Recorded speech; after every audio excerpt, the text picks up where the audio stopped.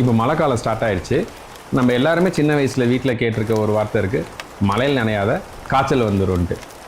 இது உண்மையா என்ன? நம்ம நிறைய பேர் மழையில் நனைஞ்சிருக்கோம், அதுக்கு அடுத்த நாள் நமக்கு காய்ச்சல் வந்திருக்கு.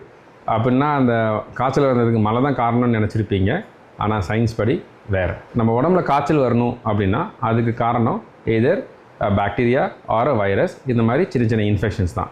பியூரான மழை நீரில் பாக்டீரியாவோ வைரஸோ அதெல்லாம் எதுவுமே கிடையாது. அப்படின்னா உங்களுக்கு ஏன் காய்ச்சல் வந்துச்சு அப்படின்னு யோசிச்சு பார்த்தீங்க அப்படின்னா, மழை காலத்தில் நம்ம எல்லாருமே க்ளோஸ் ஸ்பேசஸில் இருப்போம், இன்டோர்ஸில் இருப்போம்.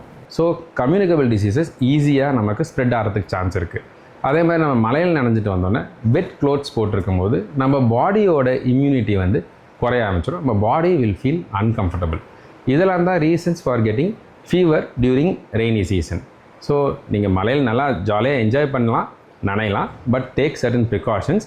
நீங்கள் மழையில் நனைஞ்சிட்டு வந்தோடனே உடனே உங்கள் தலையை தவட்டிடுங்க அண்ட் உங்களோட வெட் க்ளோத்ஸ் எல்லாம் சேஞ்ச் பண்ணிக்கோங்க. அண்ட் உங்கள் பாடியை கம்ஃபர்டபுளாக வச்சுக்கிறதுக்காக ஏதாச்சும் ஒரு வார்ம் ட்ரிங்க் எடுத்துக்கோங்க. So that you will prevent your further infections. In case உங்களுக்கு ஃபீவரோ காஃபோ கோல்டாக இருந்தால் உடனே டாக்டரை கன்சல்ட் பண்ண மறந்துடாதீங்க.